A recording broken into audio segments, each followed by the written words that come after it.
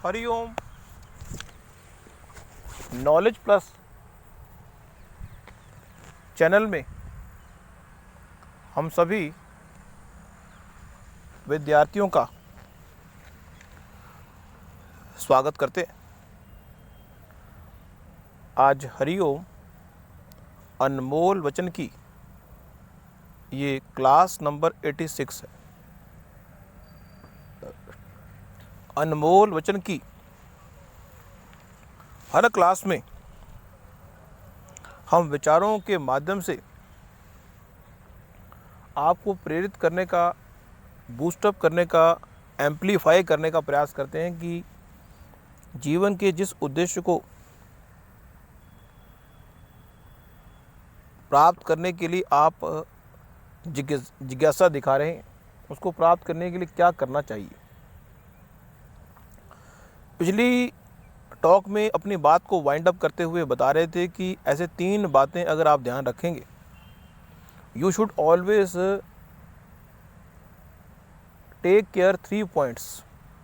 इस पूरे ब्रह्मांड में यदि इन 3 बातों का ध्यान, ये बातें हमने शायद पहले भी अपनी टॉक में बताए भी हों, लेकिन जो विद्यार्थी पहली बार हमारी टॉक को सुन रहे हैं, निश्चित रूप से हम बता दें कि इस संसार में यदि आपने वो 5 बातें जो हम बार बार अपने टॉक के शुरू में कहते हैं अगर डिसाइड कर ली, तो अब 3 बातें और हम कहेंगे कि इस संसार में यदि आप अपने जीवन के उद्देश्य को सही समय पूरा करना चाहते हैं, यदि आप अपने जीवन के उद्देश्य को सही समय पर पूरा करना चाहते हैं, मान लो किसी व्यक्ति को ना ये चाहत हो कि मेरे पास 1 करोड़ रुपया हो।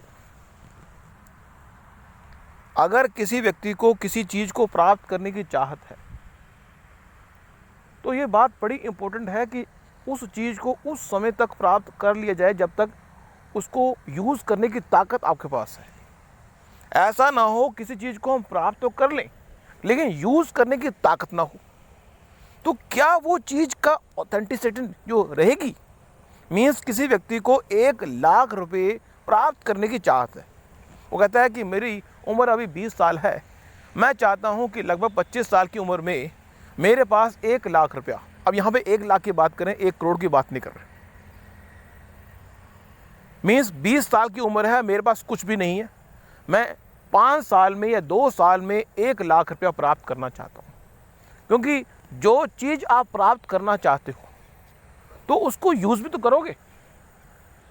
अगर कोई कहता है कि मुझे 1 साल के बाद एक बड़ी लंबी सी गाड़ी चाहिए, तो 1 साल के बाद उसको आप यूज़ करने की क्षमता में भी तो होना चाहिए ना।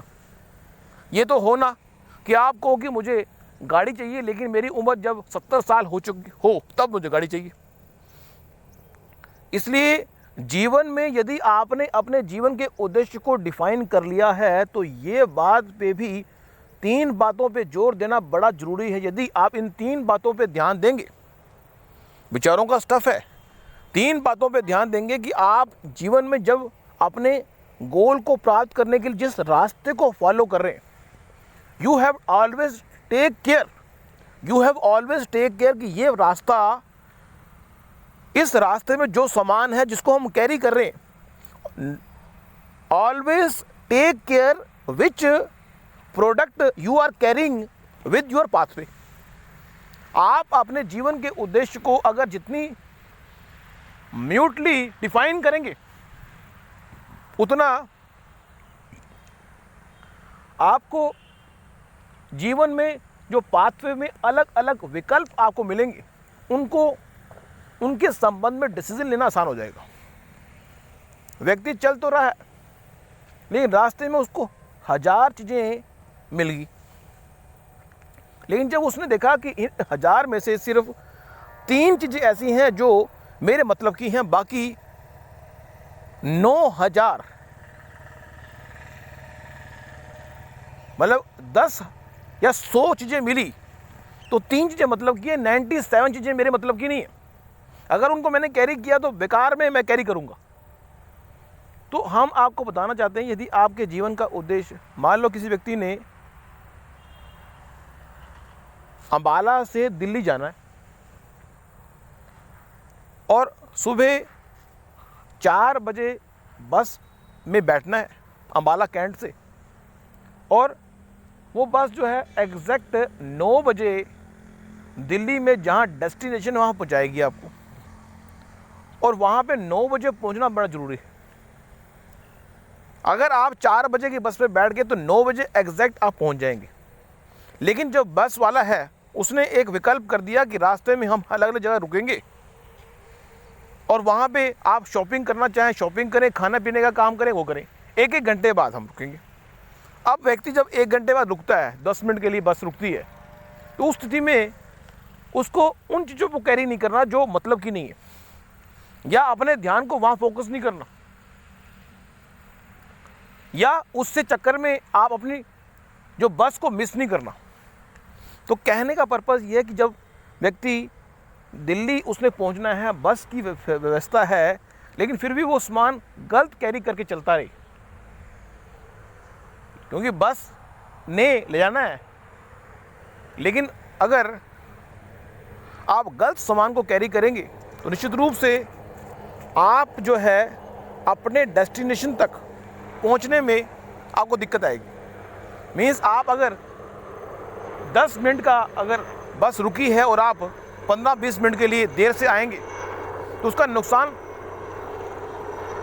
आपको क्या होगा, एक नई बस लेनी पड़ेगी, क्योंकि बस वाले ने रुकना नहीं है, बस वाले ने 9 बजे आपको पहुंचाना है।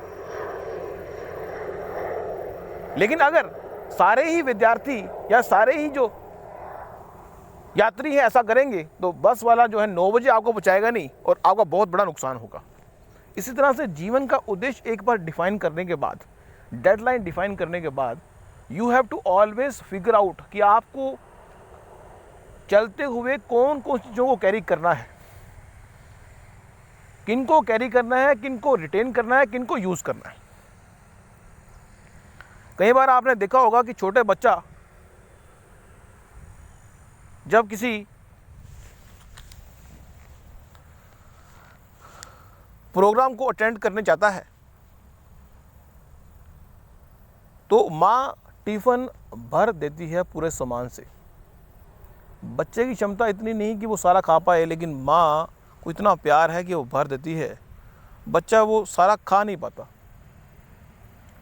कैरी करता है बच्चा लेकिन खा नहीं पाता, क्योंकि बच्चा माँ के प्यार को समझता है, इसलिए वो मना तो करता नहीं। उसको नहीं पता कि कितनी चीज़ मैं खा पाऊँगा, लेकिन वो कहता है मैं माँ ने कहा है तो कैरी कर लो बस। लेकिन जीवन के एक स्पेसिफिक पड़ाव में आपको ये पता लग जाता है कि क्या चीज़ कैरी करना ज़रूरी है। तो फिलॉसफी यही कहती है कि 3 बातों का ध्यान मीन्स आपको अपनी कैरी फॉरवर्ड करने वाली जो नीति है उस पर ध्यान देना है, आपको अपनी रिटेन करने की नीति पे ध्यान देना है कि क्या चीज़ रिटेन करेंगे, और आपको अपनी एक्सपीरियंस करने की नीति पर ध्यान देना है कि आप किस चीज़ का एक्सपीरियंस करेंगे, कि आप किस चीज़ को कैरी करेंगे, रिटेन करेंगे या यूज़ करेंगे। आपको किसी ने सेब दिया, आप कैरी कर सकते हैं, ठीक है। रिटेन का मतलब है कि आप उसको यूज़ करें ही ना, बस रख लिया बस आपने। एक है कि आप परमानेंट उसको अभी खा लें। तो इस संसार में जब हम अपने गोल की ओर बढ़ते हैं तो हमें ये बात ध्यान रखनी होती है कि कौन सी चीज़ हमें तुरंत यूज़ करनी है, कौन सी चीज़ हमें कैरी करनी है, और कौन सी चीज़ हमें परमानेंट अपने जीवन के उद्देश्य के लिए रिटेन करनी है।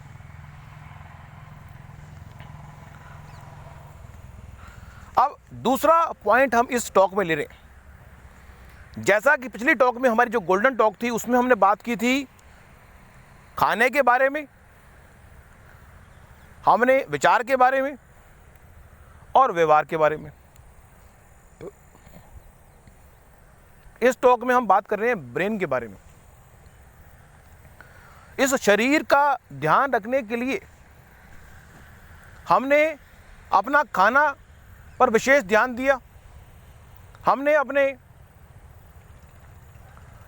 जो विचार है उस पर भी ध्यान दिया, हमने अपने व्यवहार पे भी ध्यान दिया, लेकिन हमें अपने जो हमारा ब्रेन है, आपको इस बात की जानकारी रखनी होगी कि यदि आप इस संसार में कोई विशेष महान उपलब्धि प्राप्त करना चाहते हैं तो ब्रेन जो है बहुत इम्पोर्टेंट रोल अदा करता है, क्योंकि brain is the boss. Brain हमारा बॉस है और ब्रेन की फंक्शनिंग के लिए जब हम खाना खाते हैं तो ब्रेन का खाना जरूर खाएं। और ब्रेन हमारा, अगर आप मेंटली, क्योंकि इस संसार में कोई विशेष महान उपलब्धि प्राप्त करने के लिए ब्रेन की इफ़ेक्टिवनेस यूज़ करना बहुत ज़रूरी है।